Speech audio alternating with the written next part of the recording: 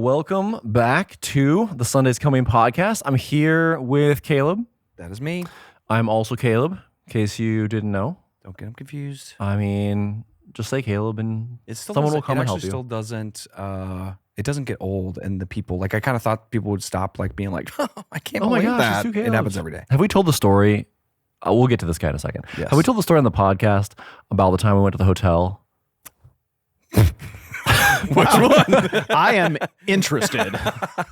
Okay, the time we were checking into the hotel. I know you know, but the time we go to the hotel, and the lady behind the front desk, we're checking in. She goes, "Are you brothers?"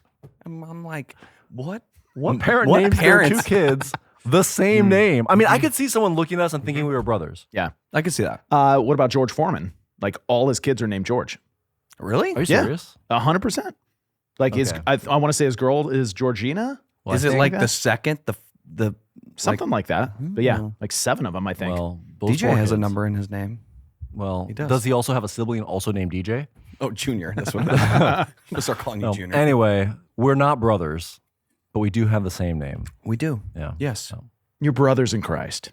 Amen, brother. as are we, sir. So, who are you? What are you doing here? Just kidding. This is Toby. It's a great question. Toby Walters. What a Welcome jacket. back. I stumbled into this room and you told me to put on this suit. So That is Suit up. incredible. He's Willy Wonka for yeah, gear. I at do churches. deal in candy. Although, yeah, I mean, gear He drives is very around much, in Franklin in a creepy van. yeah, with the speakers up top. Yes. What's that song?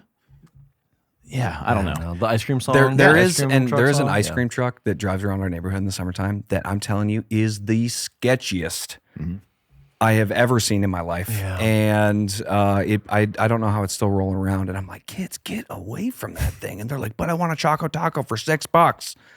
Just keep them in your own freezer. Then be like, guys, just get the one. I love Choco Tacos. Those are so good. Anyways. Well, back to our guest. Toby, you're here. You are a repeat guest. You've been on before. Yeah, you didn't learn the first time. I know. but What were we thinking? Try This again. might be a big mistake. But Yeah. tell us a little bit about yourself. Who are Sure. you? What do you do? What are these things on your jacket? Yeah, these little CG logos for church gear. So, yeah, I'm the founder of Church Gear. We buy and sell production equipment to churches all over the country, all over the world. Yeah, churchgear.com. Amazing. Yeah. So before you were running a church gear cartel, Yeah, absolutely. how does one get into that business? Well, I grew up near the border. So You did? Okay. Yeah, San Diego. So 30 minutes from the border. I actually, fun fact, I grew up next to a meth lab.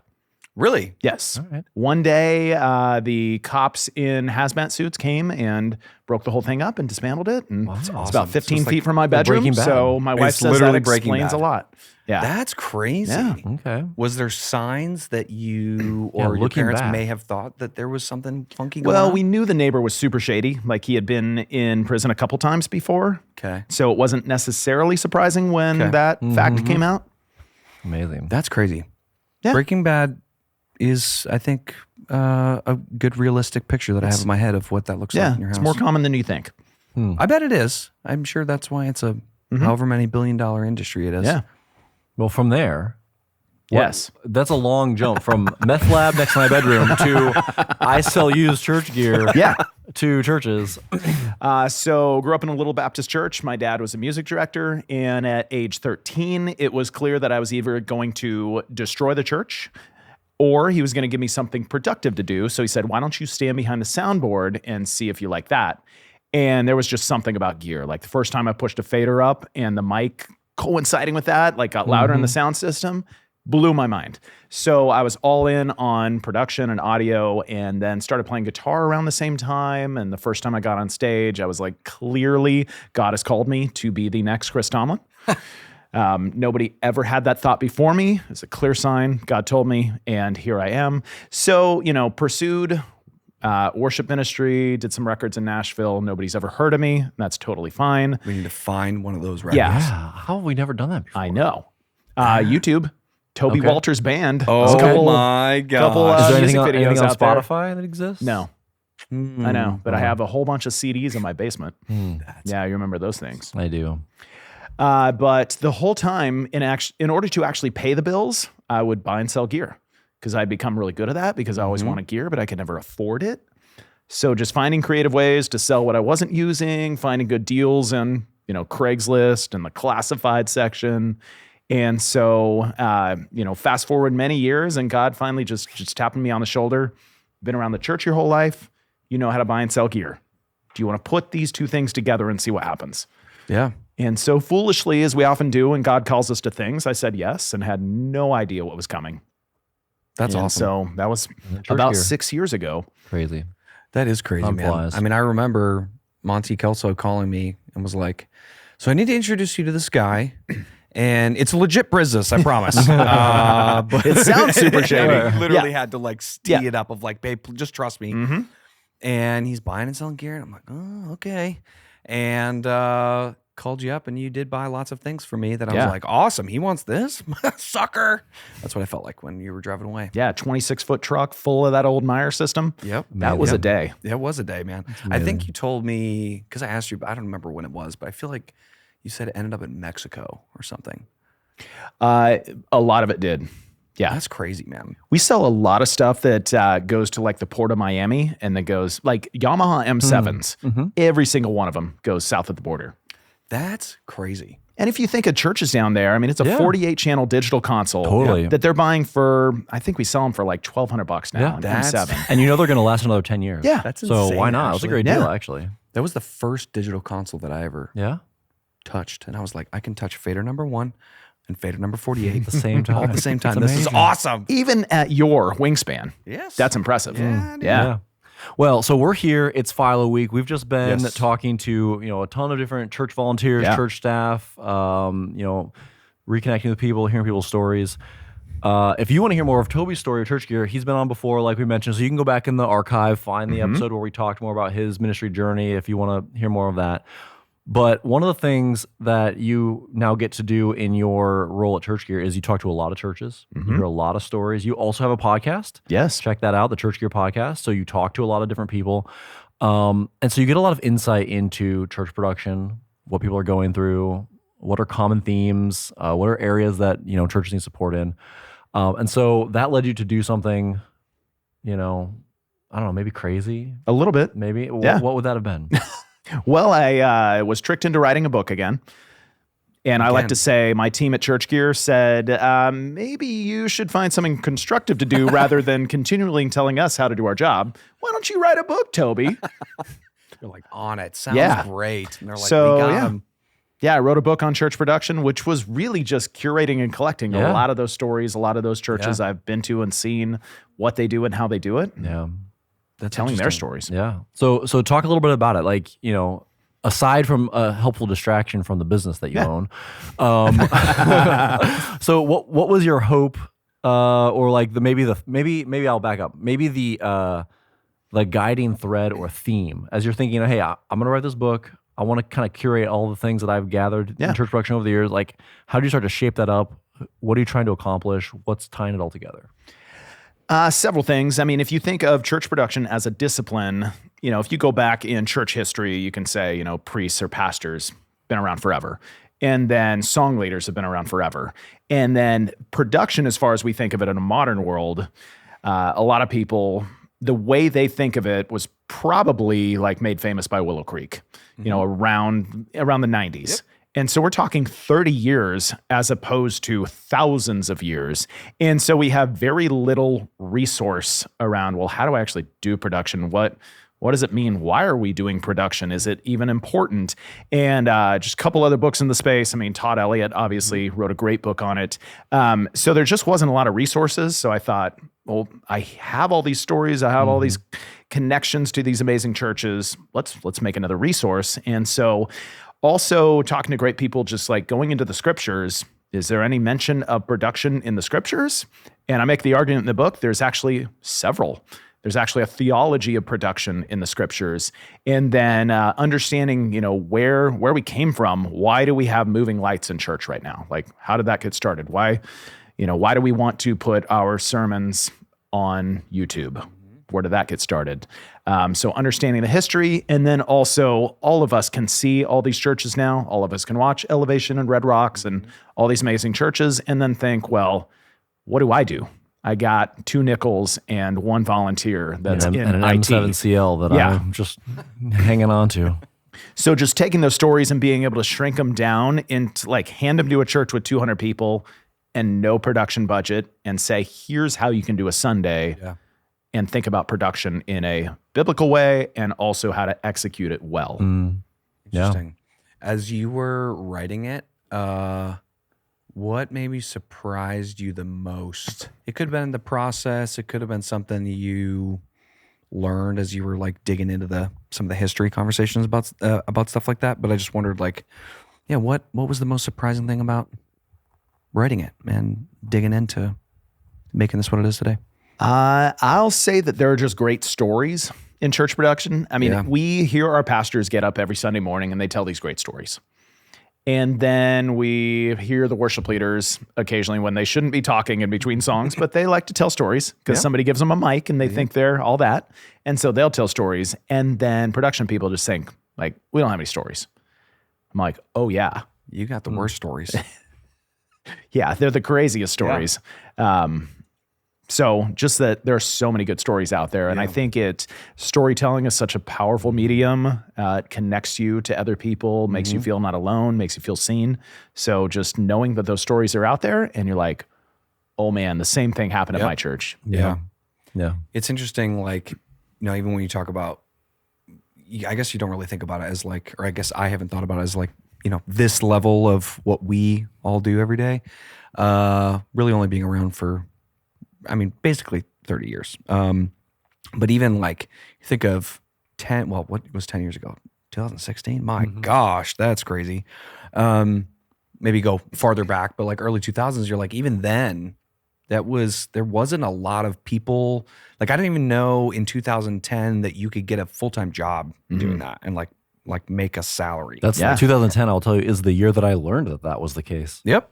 And Because I went and got one. I was like, what? This is amazing. Yes. Yeah. I've told the story in another random podcast, but of like when I was realizing that I could find a role in church production, like I found this random website that was listing mega churches in the United States from A to Z. And I didn't get till the M's until somebody called me back after submitting, because I would go on their website. I would go, do they have a careers page? Click it. Is this a place I want to work? Maybe not, but I'm going to apply anyways. And got to the M's and somebody called me. Yeah. And that's what started it. And you're like, that is terrifying. And I would never do that now. But look where you are today. Look at me now. You have your own podcast. I did it. What an aspirational goal. But I think just like going back to like, realizing that it is very new, what we do, and it is like constantly evolving into like, even if somebody's starting off today, the tools that they have at their disposal compared to anything that we had even 15 years ago, you're like, but none of that existed, and it is like second nature to us now. So it is interesting when you look at it from a farther out perspective, 10,000 feet up, and go, it's very, very different to what it was. And the resources that are out there, FILO is a great one of those resources of like, there wasn't a church production conference. There was church tech roundtables with the OG people, the Dennis Choi's and Fire Sheets. Yep. Fire Sheets. Vandergeesen was a part of that. Like those are, OG people that showed up and started were on all. Church Production Magazine. Yep. I was like, oh my gosh, we need to find that. There's some cover of Church Production Magazine that Todd is on. And like, Sure, someone's got it. Somebody has it. Yeah. Send it to us. Send us a picture, please, because I desperately want it. So, well, you mentioned sort of as you went through the writing of the book, drawing out sort of a theology of production. Right? Yeah. So for someone that has never really maybe considered that might be the case around what they do or the way they serve, maybe flesh that out a little bit. As you sort of started to put some language around it and some structure around it, kind of what were some of the things that stood out to you that maybe would encourage people listening to dig in more and learn more about what you mean by that? Yeah. And I think just a misconception we have is we just assume production didn't become production until we applied electricity to it. But that's not the case. There was very much production design in the Bible and very intentional things that God clearly commanded and detailed out. So if you take the building of the tabernacle, the design of that, and the very first mention of somebody being filled with the Spirit is the creators and the artisans of the tabernacle. So God gives these incredibly detailed designs of, almond flowers made out of bronze and these tapestries and just very intricate details. And then he said, and I have given my spirit to these craftsmen to then execute it. That's the production design. That's the look and the feel of the worship space where the priest is going to commune with God. So before the pastor, before the worship leader, it was the production person that received the Holy Spirit first.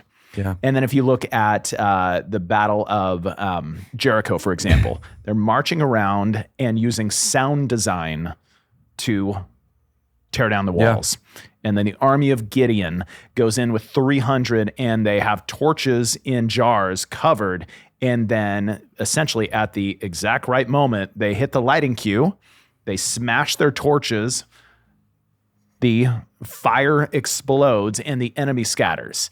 Interesting. So just thinking about these things as production elements that now we've simply just brought inside the church walls and think we've invented something new. No, it's all in there. Yeah. Interesting. As you think about that and you imagine the way that translates or transfers to the people that are doing production now, like as someone doing production and hearing those examples, what do you see that as, or how do you see that affecting what they're doing now? Like, how do they take that, internalize it, and approach the work that they're doing in a way that is maybe different than they might otherwise? Yeah. I think it's more important than ever because I make the argument in the book that it's the new front door of your church. People are finding your churches online or they're coming for the first time. And the way they're experiencing your church and deciding if they want to come back at first is through the lens of production. What they can see and hear, either online or in person, before they get to know any people, it's all through production. And so how valuable your gifts and your skill sets are today to draw people into the story of the gospel, and how quickly they can check right out if they get distracted because it's poorly done or overdone or bad things happen. And I think to that point though, I think people misinterpret distractions as then we have to do some insane level of production or some crazy whatever. And I don't think that those two things have to be one and the same. And I think just a lot of people look at that as like, oh, it's flashy, showy, whatever that looks like in the production space. And I think overall people have a misconception of what church production is and the craft that it takes to do that. And the, maybe excellence is not the right word, but just the rabbit hole that we all go down as we are exploring how to do ministry better and make distraction-free environments. Yeah. I think, there was a time and Willow Creek was very much in the forefront. It's creating the biggest show in town. So attracting people into church, the attractional model. But now people are so hungry for just the gospel. They're actually distracted by once you crest a certain line with your production, you're overdoing it. That's now distracting. People are just looking for a distraction-free environment with simple, well-executed production, which actually is super helpful for churches that don't have massive resources. Just tell the story of the gospel clearly and don't overdo it. So where is that line? Well, here, I think whether you're doing something, I think if it's so space contextual, right, and environmentally contextual and creatively contextual, where if you're in a large space with thousands of people, you, from a utilitarian standpoint, need some level of production in order to communicate to that group of people. And, if you're in a smaller space, it looks different. But in either case, what you don't want those people in a large group or a small group to do is come in and you begin your gathering and they're thinking about the amplification or the lights or the video or whatever. They're just experiencing the gathering. They're just, the things that are being done in production, whatever they are, feel appropriate and contextual to what's being communicated in a way that doesn't draw attention to the production. You're just experiencing whatever's being communicated, whether it's a worship moment, a pastoral moment, teaching, creative, whatever. You're not thinking about the tool that's being used. And that can be just as applicable in a, gathering of 40 people or 4,000 people. And are you drawing attention to the tool or using the tool to amplify the message? you have to use a little bit of discernment to figure out what that line is like for your context. Yeah. But that's where the distraction-free piece comes in. It's not, to me, it's not about distraction-free in the sense of like, oh my goodness, we have to be, I think a lot of people hear that and they think about perfection or like no mistakes, right? It's distraction-free because there were no mistakes. Yeah, I we think call it excellence. we call it excellence, right? You could have no mistakes and have the production be very distracting from the message. 100%. So it's not as simple as just we didn't do anything wrong. Yeah, I just like the reference of, I can't remember the word you said, of the workers, the craftsmen. It's like Artisans. Yeah, the artisans. It's no different. I don't remember where it is in the New Testament of God describing like I created man to create with me, and the work that we do is not just for our own benefit or because it's really cool and because we love mixing, but like it is a gift that there are only a certain number of people on the planet who know how to do those types of things. No different than being a musician or being a doctor. It's there's a skill set and a something that we can learn through that. And I think, I don't know, it's so interesting. I was thinking about this like walking around FILO today, just all this like nerds, right? And we're all technical and smart and want to learn about gear and just like, how do we do that in the context of like when I'm sitting behind a console mixing and I'm going like, what is happening in the room and what is my part in what God's going to do in this space by me using an audio console, whether it's an M7 or a Digico 338, and being able to make impact in the worship experience or the gospel being heard because of what we do with production. And I think the way you just said it is, it makes sense in the space that you're in. If you're in a room of 5,000 people, you're like, well, you have to have some speakers to be able to hear that person talk. You have to, or some level of, acoustics, whether you're talking Roman Colosseums and the way that they design them to whatever else, you think of that in history. But I like that metaphor and just thinking about it farther back than only referencing stained glass as the reference of like, well, those were pretty things that we put in church that was also very expensive. Well, humans have been designing experiential, gathering spaces forever, like whether it's a religious space or political space, a community space, creating beautiful spaces to gather in has been something that has been done throughout history. And it's like what defines those spaces has changed over time. Yeah. And, we're in a new iteration. You even see, even in the last few years, you see that evolving all the time, right? Of like, what do people resonate with? What do churches design their spaces around? What are some of the aesthetic values? And that's all fine that it changes. But, realizing that the tools will change and the styles change, but there's sort of the constant of creating a space that is, I don't know, that I like to think about it as like a place that can foster like beauty, foster moments of reflection. And it's not a place that can only be loud, right? It can also be quiet. It can also be reflective. It can also be a place that is helping you connect with those around you. So I don't know. Yeah. There's so many different ways that our gatherings can express different important values or characteristics of the community that when it's like, I remember in college, like we went to, I don't know what class it was in, but I went to a Christian university and it was basically a weekend where we had to go and we visited a Greek Orthodox church. We visited a Muslim mosque, a Jewish, what do they call them? Synagogue. A big old Catholic basilica in St. Louis that was just like my first time in there. I'm like, oh my gosh, all I'm thinking about is the reverb decay time. And I'm going, oh my gosh, this sounds amazing. But like there is scale and beauty and like something to that goes, you can travel to Europe and go see all of these insane churches that were built hundreds of years ago. Yeah. And you go, this costs a lot more than whatever we're spending on our renovating our Walmart to turn into a church. Now, but I do think, and I was having this conversation today with somebody from our team of like, just seeing more and more as churches are thinking about their new space, whether they're building a new building or room. I feel like more of that intentional architecture and going, let's make this not just a black box in an old Kmart, and like put intentionality and thought into not just making the auditorium space look really, really nice, but all areas of the church. So I think that's interesting and very cool. Yeah. Yeah. If you think of the designs, before electricity was applied to production, it was all about creating an environment where they could experience production elements without electricity. So the acoustics of the room were meant for, in order to hear the preacher or speaker and, generally choir or chanting. Yeah. And so it's designed acoustically for that. And then visually, everybody has to be able to see what's happening on the stage. And then they're using stained glass windows are the lighting design. They're telling the story of the gospel through lighting. But then as we started applying electricity to things, and you start with sound systems, you put a sound system into a space acoustically designed for not sound systems, and it's brutal. And then you start putting lighting elements in there, and you think, well, we need to cover these windows because you can't see the lights.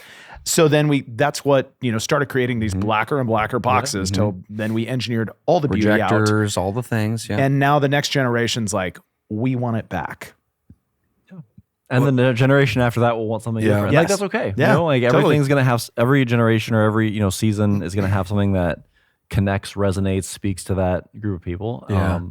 But I think what you're pointing out here, Toby, is that there's like an underpinning of values and like motivation of like, why do we do any of these things? And what is it about the things that we do that connect with the human spirit and connect with, the way that people receive a message or can understand communication in a way that actually is transformational. Yeah. And, that's sort of the goal of whatever these spaces look like, whether it's how they look now, how they looked 100 years ago, or how they will look in the future. Yeah.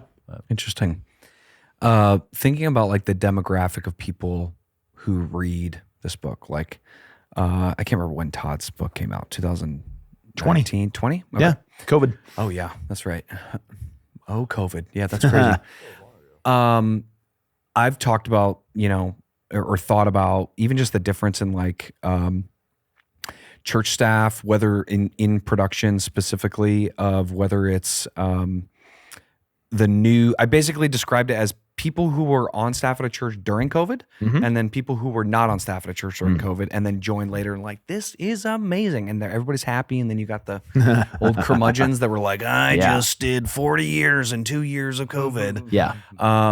And, thinking about that, whereas, we grew up and started working our careers in this era of these OG people, the Todd, the Dennis Troys, all the stuff that we were just talking about, growing up and like looking and leaning from those people. And now I can go on Instagram and scroll through anybody that's posting hashtag FILO 2026 right now and be like, dude, your church is awesome. What you're doing. Would you say that it is different thinking about the people that are stepping into church production now? And what are the things that you would encourage them to do early on as they're stepping into a new production role, whether it's, hey, I'm in my young 20s and I got my first job at my church and I want to figure out how to do this better. And it's almost like when you have not a ton of resources early on in early church production, and now you have like this astronomical amount of resources from amazing integrators and conferences and influencers talking about things like where it can be overwhelming, where you're just like, I don't even know where to start. And so I'd just be interested, like, how you would address or encourage those people that are wanting to step into this level of church production ministry, or think about things in the same way that we're kind of describing them. Yeah. I'd say start with understanding why it matters, why God gave you those gifts, and how you're supposed to use them to honor the kingdom. Unfortunately, production has been just sort of the, whatever you want to call it, redheaded stepchild of church ministry that just stand behind the board and don't say anything and don't mess up. Yep. So understanding that it's actually a crucial ministry and you are carrying the gospel, you're messengers of the gospel. So understanding that first, why it matters, and then being very careful about what you see on Instagram, because you can see any church in the world on Instagram, and then you start to want to copy that stuff, and then every church looks the same. because we're all just copying churches on Instagram. Yep. So find inspiration and creativity because, like you said, God empowered us to be creators. So we're not empowered to be copy machines. We're empowered to be creators. Yeah. So, and then understanding, and it's a hard thing to understand, just the career of production in church.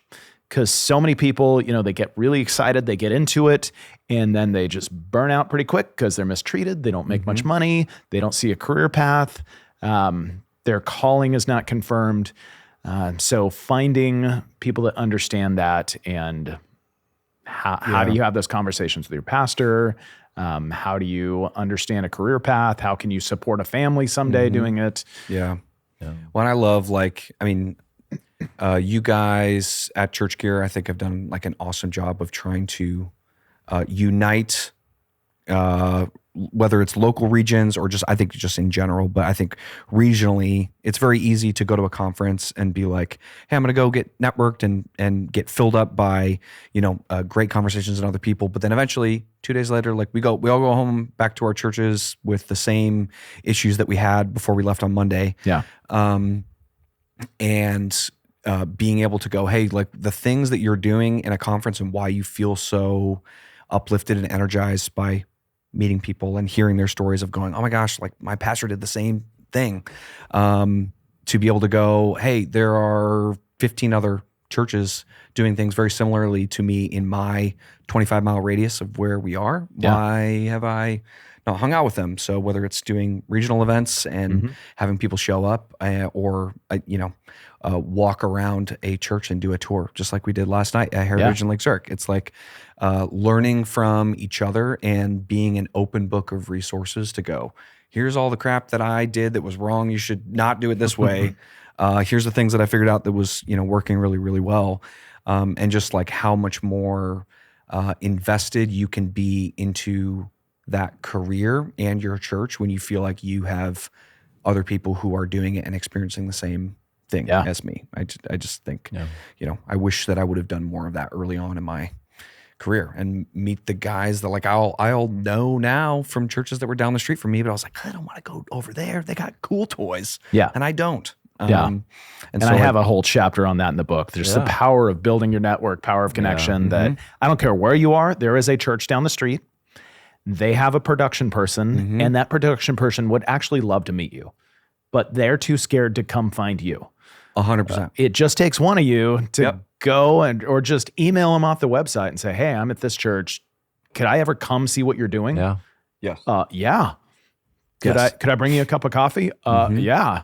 And do you know anybody else in town? Well, I know Bill down the road and I know Sarah over here. And then, hey, what if we all got together and just grabbed coffee once a quarter? Yeah. And just shared war stories. Yep. And then on, Good Friday when your whatever breaks and you can call up Bill and be like, dude, do you have anything in your closet that I can borrow? And or do you know who to call? Just those resources. It's invaluable. Yeah.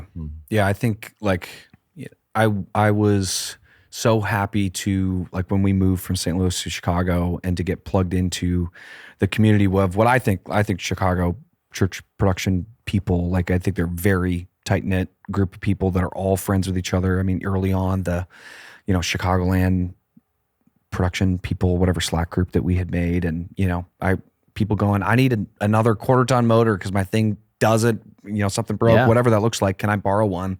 And people being like, yes, of course. Why would you not?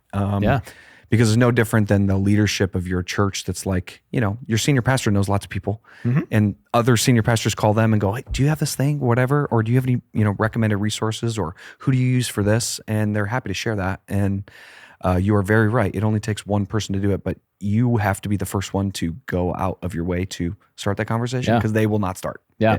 And that's just our community of people, and that's okay. But be the first one to easy way to beat worship leaders too, because worship leaders don't really want to connect because they're all secretly trying to compete. Well, I think all the tech guys are secretly trying to compete too. But we can break out of that. Okay. Yeah. Now that we have Instagram envy. Right. Well, now that we've heard Toby cast this vision and give us this challenge, we can break out of that rut. So I'm curious, the subtitle of the book is, Smart, Simple Production Strategies from America's Most Influential Churches. Yeah. Maybe hit us with rapid fire. What are some helpful production strategies that you captured in this book that, people should be thinking about? One example is like Red Rocks Church. When I went the first time, and this was 2022, they had blown up in COVID. Super influential church. And I walked into their broadcast campus and I was like, this is it? Yep. I did the same thing. 600 seats, and it ain't pretty. And I was like, what is your PA? And they had to explain it to me because it was a piecemeal PA. Yep. I'm like, you're one of the most influential churches in America, and you're not pouring much money into your production system. Now they have since, I think they put in a D&B or L Acoustics, I forget which one. Yeah. So that's one perfect example. Think of, Prestonwood Church does Gift of Christmas, 70,000 people. It's the biggest musical production in the country as far as people involved. Flying drummer, if you don't know. Yes. It's there. And so just the principles of they have to turn volunteers away every year, and they need almost 2,000 of them. And then churches are saying, we can't get anybody to volunteer. Well, there's obviously they're doing something. They're creating something excellent that people want to be a part of. Should you do it at that scale at your church? Probably not. Yeah. But nobody wants to be a part of something that sucks. Let's call it what it is. So do what you're going to do it the right size, and aim for it to be excellent. And then people are going to be like, wow, that's really cool. I want to be a part of that. Yeah, I love that. It's an interesting dichotomy where you have two really influential churches. One that at the time when you were there, you could objectively say wasn't spending as proportional amount of money on production. One that's spending a significant amount of money on production. Both arguably experiencing really good results. Right? In different ways. So there's, like you're saying, there's something underpinning that. It's not just, oh, I don't have the gear and that's the problem that I can overcome. But like there's other things that you can lean into, other culture building approaches that you can take to make a really, whether it's an excellent volunteer experience or an excellent experience for your congregation, without, a whole new system or a whole new, console or PA or whatever. So also, like, I remember just now that I was with you going into Red Rocks. Was that your first time? Do you remember this? This would have been 22. Yeah, we were out for Church Front Conference. Yep. And then we went over there, and I did the same thing because I remember texting John Clark when he was still there during COVID. I was like, my gosh, this your stream sounds amazing, looks amazing. Yeah. Way to go. Yeah. You're crushing it. I'd rather watch this than my church is actually what I told him. And then a couple years later going out there, I'm like, this is it? Oh, okay. You guys are doing a lot with a little, and you would never know. Yeah. Ever know. It's like Saturday Night Live when they zoom back and you see the student, you're like, Yep. Like, I mean, literally, we were at a church a couple months ago, and the amount of subs that they have on YouTube is astronomical, and what they're doing with production and the way they're doing it, you're like, you would never know. That I think we all get way too caught up in what gear we have, or I can't do that, or I can't get 1 million subs on our church's YouTube channel unless we have all this crazy gear, and they are not doing it with any of that. Yes, lots of things. So production equipment is just a tool, and if it's amplifying a message that doesn't connect, or that is not speaking to people's felt needs, it's not something that is vision casting or energizing or challenging. I think that whether you're a big church or a small church, that's the thing to remember is if the message isn't the foundational thing, the production equipment is not going to solve your problem. Not mixing it at 102 on a great L2 PA. The louder you make it, the better it is, Caleb. Everyone knows that. I know. It's true. It's very true. Yeah. My gosh. Anyway, well, give us another one. What's another simple strategy that stands out to you? So let's talk live stream. All right. Since you kind of went there with Red Rocks, let's go. It's almost like people think, well, I'm going to launch a church. I'm going to start with the live stream because that's the most important.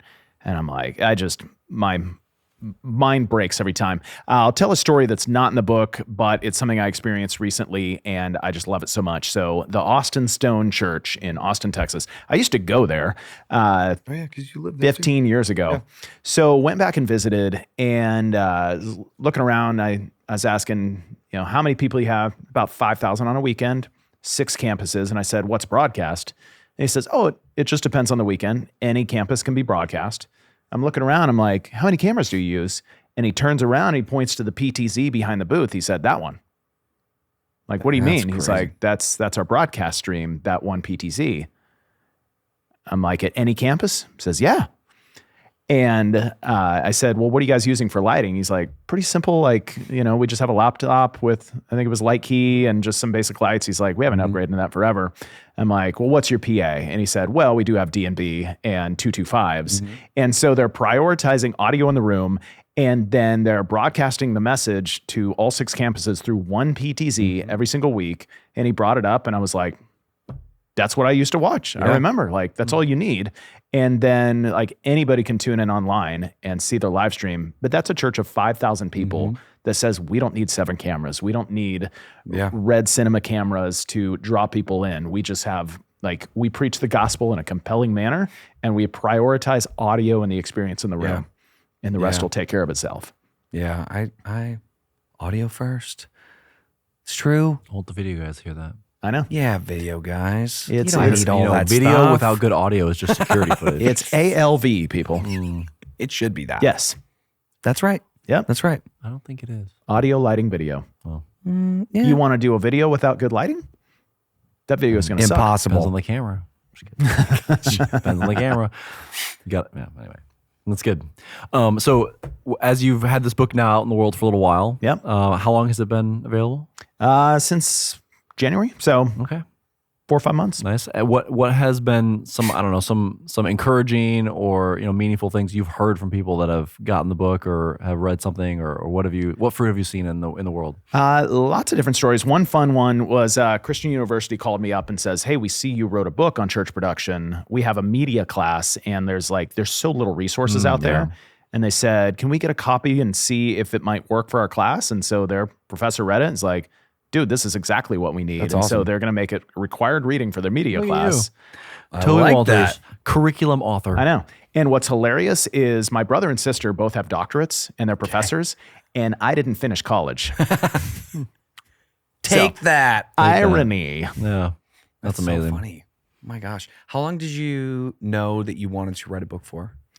I've kind of wanted to write a book for a long time. So my mom was a Christian author growing up. Okay. And then, we've all written things in my family, articles and publications for, again, my brother and sister are professors. So they've been published. And so I joked with you guys that I wanted to write a book on marital intimacy. And my wife said, over my dead body.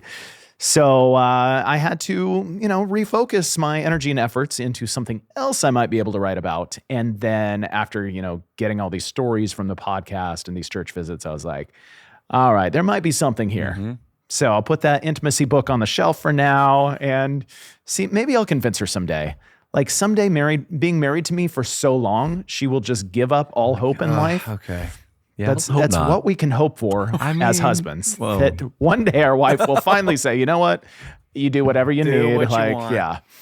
Wow. Well, what did your team at Church Gear think of this? Since they were the ones that kind of encouraged you to do it. I don't know that literally any of them have read it.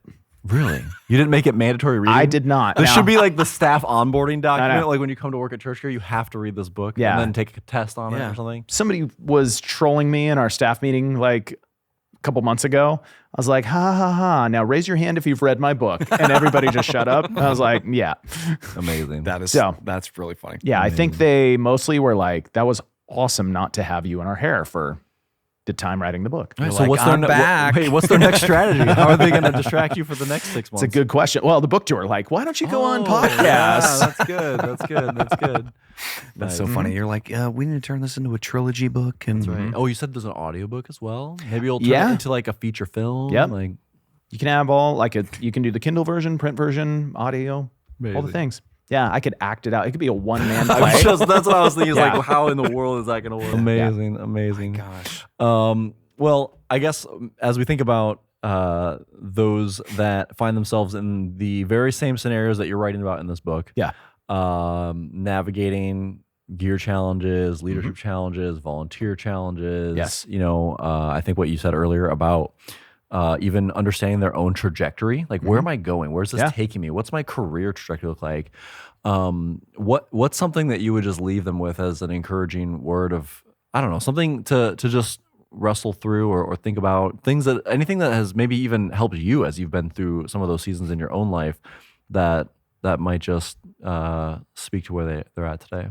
I mean, having a community around you, we're created for community, and church production is a very isolating role. Yep. And so, I mean, the stories in the book help you realize, oh, I'm not the only one who has dealt with all of this stuff and still struggling with it, and just the encouragement to bring other people around you. And then maybe also the other thing, like production is very exciting this day and age. The opportunities you have to have a career that is killer, that can make good money. Yep. And the church is slowly but surely catching up with realizing, okay, this is a career. And every time we don't treat our production people well or don't pay them a living wage, they go find jobs in the touring industry or corporate work or just leave for other jobs. And so, the salary will catch up and is catching up to where you can make a living doing church production. Yeah. Yeah. I love, when did you guys do that salary study? That was About 3 years ago. Was it that long ago? Yeah. Oh my gosh. We're going to do another one coming up soon. Pause. Let's would dig be into very- that. So that's for very people that interesting. maybe aren't familiar with what you did in the past, give us a little overview of what that was like and what you found. So we put out a survey, and it was all anonymous because nobody's going to share their salary. Please enter your name and your church and your pastor's phone number. But people giving us a range of whether they're part-time or full-time, how big their church is, what state they're in, and then here's the range of salary. And to see that, the average salary was somewhere in, I think it was around 44,000 is what we discovered in our survey. And then having conversations with you and Tim Foot of Slingshot, executive pastors, and talking about, what can you make in the touring industry? What is a living wage at these churches? And I have heard about a dozen people have said to me in private, I shared that series with my executive pastor or my worship leader, whoever it was, and I got a raise. So That's awesome. that's the win. Yeah. We got church production people more money. Yeah. That's good work.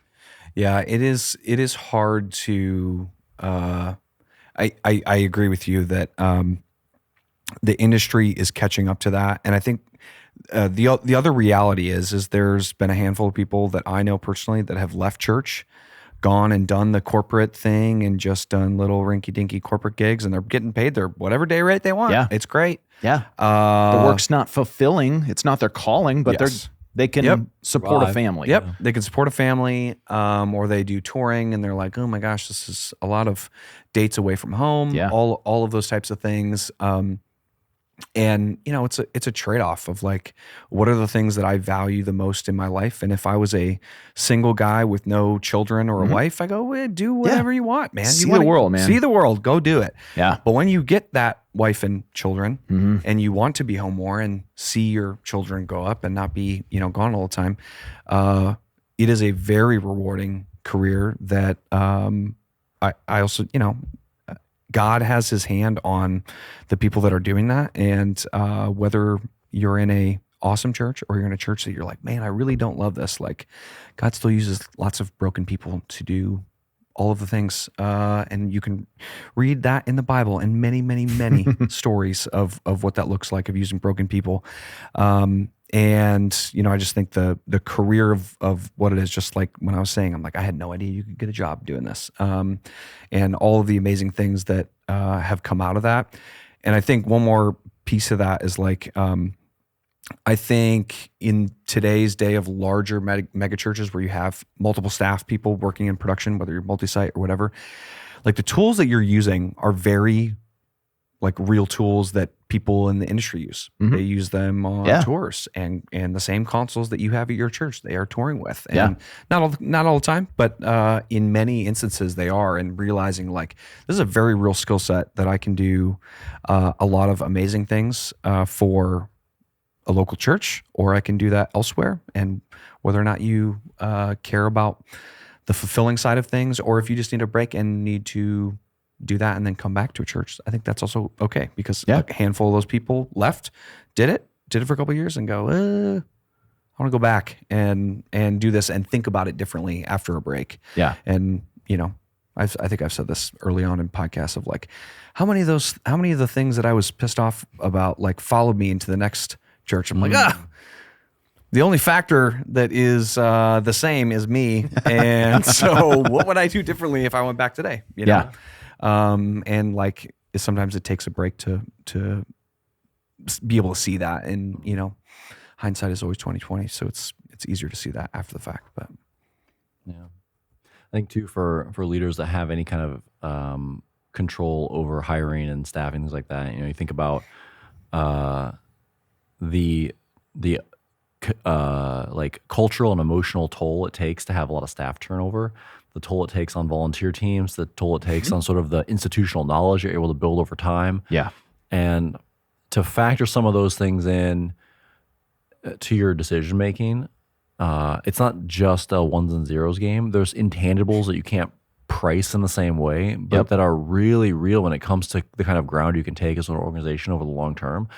Like longevity in staff, you know, with the right people, of course. Like there's people that aren't fits, and you know, it's not going to last. But with the right team, the longevity of staff is invaluable. Like the amount of ground you can take over 10 years with the team that has grown together and know each other and has that relationship, it's really valuable. So just kind of making sure that we acknowledge that and value that appropriately in a way that preserves it as much as possible. Yeah. You know? yeah, that's cool, man. Where do I find this book? All places you buy books. TobyWalters.com. You can order it straight from there. If you're an Amazon person, it's on there. There's print version, Kindle version, audio version. Coloring book version. Obviously. Ooh. Yeah. Production people love to color. That's right. That's right. You should Barnes do and that. Noble. Is there a Barnes? Do they exist? Still? Yeah, Okay. there's one in Algonquin. My kids love it. Do they? So it's such an expensive place to buy books. It I remember is. asking once, I was like, hey, do you guys price match? And they're like, no. I was like, okay, well, I'm going to put this back and buy it on Amazon that's right it. now in the store. Aw. And they're like, oh, well. I'm like, well, yeah, it'll still be here tomorrow. Maybe or you today. want to get it and you want to gift it to someone on your team. It's true. Gift Yep. it to your pastor. Yeah. Gift it to your worship leader. You know, It is a helpful resource for all those people. that's right. Yeah. Hey, a professor somewhere at a legit university thought it was curriculum worthy. Yeah. So that's high praise. Yeah. Yeah. That's awesome. That's cool. Well, Toby, thank you for Yeah. the work you're doing, the way you're encouraging churches. You're encouraging churches by resourcing them with Yeah. helpful tools. You're encouraging churches by, you know, gathering some helpful encouragement and challenges and lessons. And appreciate what you're doing. And hopefully it continues to have an impact and you can see some of that fruit. Okay. Yeah. And if I legally change my name to Kaleb, can I be a permanent host on this podcast? If you do that, that would be a real conversation. Yeah. Because, I mean, you clearly shown your commitment. Yeah. So, I do commit to bits. yeah. You're very good at Well, that. come back and let me know when you've done it. I will at least see some documentation. Man, well, thanks again. I love doing podcasts with Toby. I think I've done more podcasts with Toby Walters than most people on. Yeah, it's been a lot out of all of the years, Yeah. many so years of sorry. podcasts. I know. It's great. At least Blake's not on this one. Thanks, Blake. Yeah. Oh my gosh, that guy. What a guy. Well, I'm excited for the rest of FILO conference. If you are here or listening to this and we're there, hit us up, hit Church Gear up for all of your needs. And man, turns out they will show up to your church and Totally. buy stuff that you Yeah. think is junk. Yeah. And if you have a good church production story that you would like to get into Toby's second book, There you go. you know, Yeah. volume 2, Uh-huh. send him a message. I'm sure he'll keep it anonymous if you ask him. Yeah. there are plenty of anonymous stories in There here. you go, right? But Yep. if you've got something that you think should be included, Yeah. I'm sure Toby would love to hear Especially if it involves marital intimacy. from you. That'll be for his third book. Yes. Yeah. That's also one you'll have to change your name to write. Yeah. Yeah. To Kaleb. Hey, I mean, there's worse names out there. There's worse names out Just there. write it as one of us wrote the book. And Uh-huh. you're like, Yeah. yeah, Yeah. he did. Oh my gosh. Amazing. Well, appreciate you as always. And until next time, I don't know. How do we don't have a catchphrase You know what? Yeah. I was just thinking as I started to say that. Normally, Kaleb closes these podcasts. I don't Yeah. even remember what he says. I don't remember what to say either. We should get a catchphrase. Should be something like, and just remember, Sunday's coming. It's good. Hey, see, you should be on the podcast. I know. Taglines. Yep, taglines. Till next time. See y'all later. Thanks.